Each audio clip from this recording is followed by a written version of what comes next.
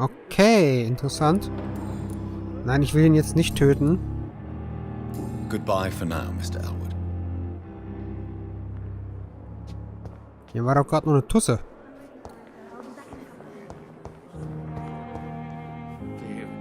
Good evening, Mr. Hampton. How do you feel? Dr. Reid, is it? Oh, sir, I must apologize for my behavior. What do you mean? I was not myself in the factory.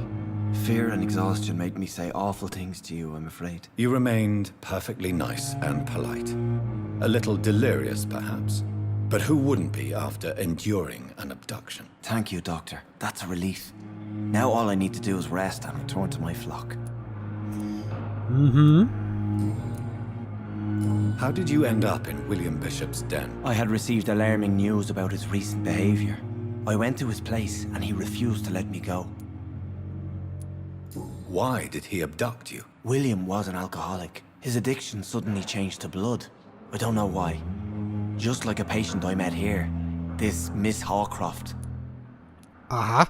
You dared to enter this awful place alone. You're a hero, Mr. Hampton. Or a fool. I'm just a man trying to help his friends, Dr. Reid. William Bishop was a conflicted soul, searching for light. So war er das. What is the general situation in the East End docks? The situation has always been tough, with a lot of tensions between the gangs and the dockers' trade union. The wet boot boys are very nervous since they lost their leader. Who leads the gang now? Since Clay Cox went missing, it's his wife Edwina who runs the show, with the assistance of her minion, Booth Digby.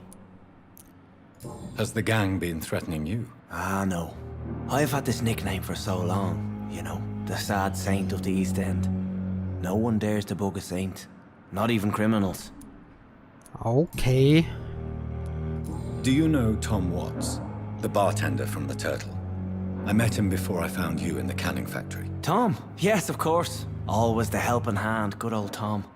Without men like him, corruption and despair would have wiped out the East End long ago. People are still in despair. How could it be otherwise? The authorities have left us all to rot in this contagious nightmare.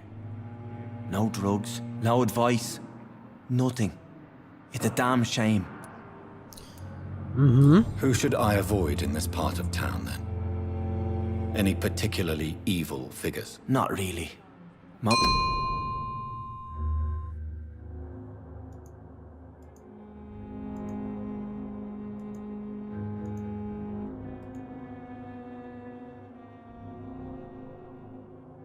men and women are just doing their best. And it's not my habit to speak ill of people I know, Doctor. So. Interessant, das Ganze.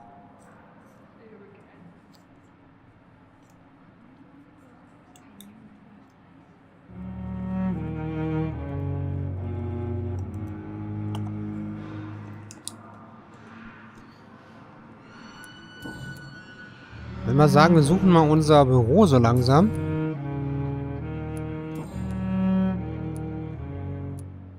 How do you feel, Mr. Hampton? Medically speaking, I mean. I feel exhausted. Beyond exhaustion, actually. William drank so much of my blood in his madness. I feel empty. You're in good hands here. Dr. Swansea is well versed in blood transfusion, and I'm sure he'll take the best care of you. Thank you, sir. I believe all I need is rest. And then I can go back to the people who need me. What do you do for a living, Mr. Hampton? I can't help but notice the cross around your neck. I manage a night asylum for the poor and homeless of the docks. And I try to guide the lost and hesitant on the right path to our Lord. Are you a priest, Mr. Hampton? A deacon, maybe? Not at all, Doctor. I'm just a man of faith willing to preach the good word. Aha. Why didn't you use your cross against William Bishop? To repel him somehow? That's a very strange question, Doctor. A cross is no magical token, if that's what you were trying to say. Not mine, anyway. Ja. Stimmt. Have you made friends since you arrived? Not really, but I recognize Miss Harriet Jones. I knew her when she lived by the docks. That poor woman had such a miserable life. You never came to see her here at Pembroke? Receiving visits when sick can be an important part of the healing process, you know. We're not just bodies. You're preaching to the converted now, Doctor. To be truly honest, I thought she was dead. She left the docks many months ago. Okay, interessant. Goodbye, Mr. Hampton. Viele Infos. We'll talk again later. Genau. Talk again later. Aber da kommen wir nicht rein. Disgust on every street corner. Good evening, nurse. Good evening, Doctor. I don't think we've been introduced yet. My name is Pippa Hawkins. And I'm Dr. Jonathan Reid.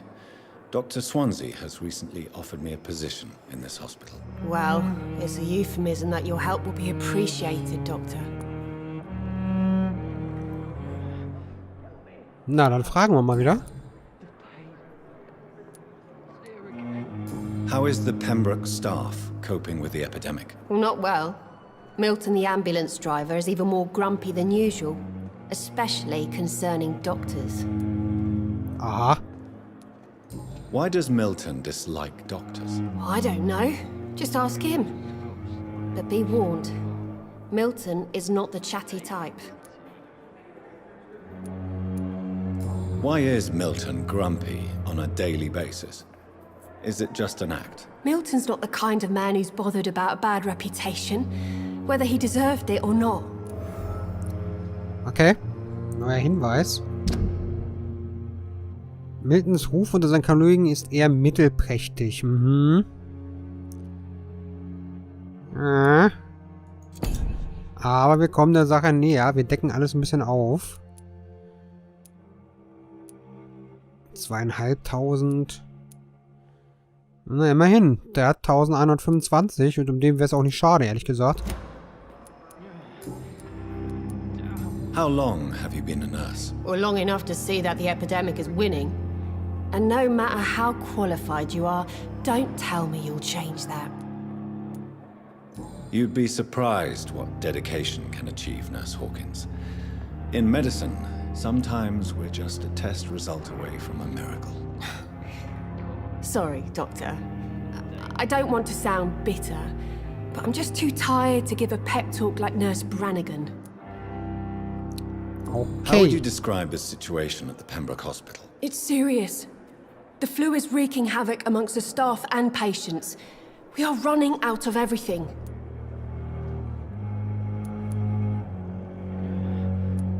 Nurse Hawkins, the Spanish flu won't last forever.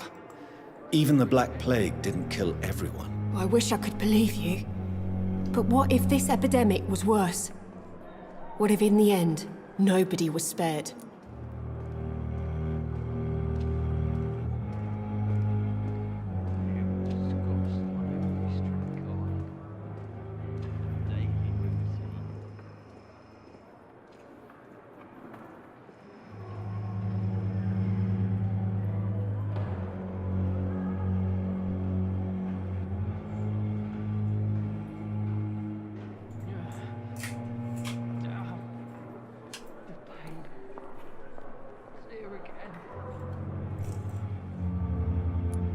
You must get a hold of yourself, nurse. Sorry, I'm exhausted. No one has any idea when this epidemic will be over.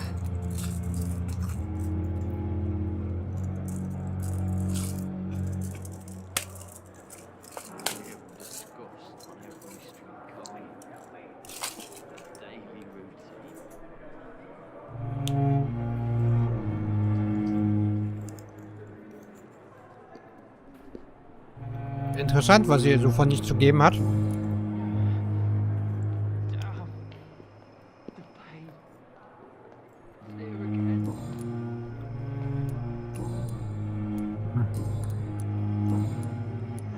Okay, keine Hinweise mehr. Goodbye, Nurse Hawkins.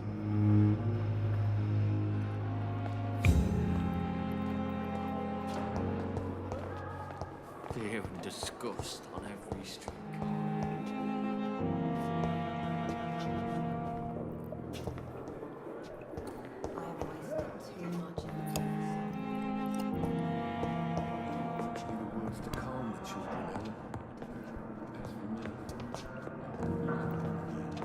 Übelst hier. Good evening, Doctor. I believe we're going to be working together. Dr. Reid. Dr. Swansea informed us of your arrival, but I could not dare to believe we'd have such good fortune. Such an honor, sir. Thank you. And you are? I am Thoreau Strickland, Dr. Thoreau Strickland. I'm a great admirer of your work, Dr. Reid. Aha. Please, could you tell me something about yourself? I'm a great admirer of your work concerning blood transfusion, Dr. Reid. I run my own experiments. I'm convinced it's the future. I based my technique on my mentor's research. He helped me perfect my method. What is yours? I'd rather not talk about it. For now, it's just theories and first approach. My process is purely experimental and unsuccessful. As long as you're cautious and methodical, you may remain empty-handed, but you won't fail. You're not the first one to warn me. But I am convinced knowledge is the main weapon against the ravages of this epidemic. Aha. What made you choose to be a doctor? I'm not ashamed to admit you and your work have inspired me. I am honored to have the opportunity to work by your side. It's always a pleasure to share scientific and medical knowledge with someone eager to learn. I'll be glad to help you if I can. This epidemic may be the century's most terrible disaster, but I'm convinced that we, as doctors, are the only ones able to defeat it. Okay. What can you tell me about the Pembroke? Well, it has always been an honor to work with Dr. Swansea. But with your arrival, I can't think of a better opportunity to learn about blood transfusion. You seem quite optimistic. It's a rare and precious attitude in these difficult times. I'm convinced that this epidemic is a test of endurance and dedication for us men of science. Questions remain about our capacity to resolve the situation. True. Last summer, during the first wave of the epidemic, I used to joke with Milton about the extra work. We're not smiling now. Do you need help with anything in particular? Well, yes, maybe. I'm waiting for a batch of products I ordered for my personal research, yet my supplier seems to have vanished. Do you want me to play the errand boy for you? Oh no, Dr. Reid. But if you went personally to his shop, what with your reputation and all, he wouldn't dare to refuse the products I need. I see. Well, give me the address, for I may pass by if I have time. Ah, okay.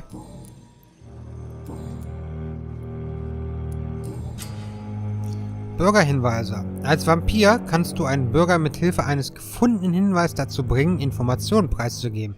Blaue Dialogoption. Okay, dann machen wir das mal. Tell me more about your willingness to experiment with new medical techniques. Harvey Fiddick is a patient suffering from a severe injury that could cripple him if not treated correctly. I'm convinced your blood transfusion technique could help him. What is it you really want? To save him, or to prove your point? Fair question. I want nothing but to save my patient, Dr. Reid. Especially since I know Mr. Fiddick's story. Aha. Tell me Mr. Fiddick's story. Our first diagnosis was compromised because Mr. Fiddick lied to us about the real origin of his injury. He first claimed it was an accident. But why would he hide such crucial information from us? Because he is a proud father, ashamed of putting his children at risk because of his own negligence. Okay. This personal involvement could also appear to be a lack of impartiality. You must know that a good surgeon must remain neutral. I agree. But that does not excuse Dr. Ackroyd's behavior, a man who did not even take time to converse with his patient. Do you think keeping his distance was a mistake? All I know is that I'm taking care of human beings with desires, hopes, and fears. Not some biological machine comprised of blood, bones, and flesh.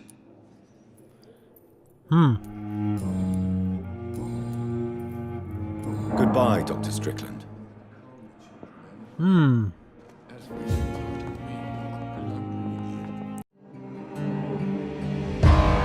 Overnight, my world has changed. The gnawing hunger inside me.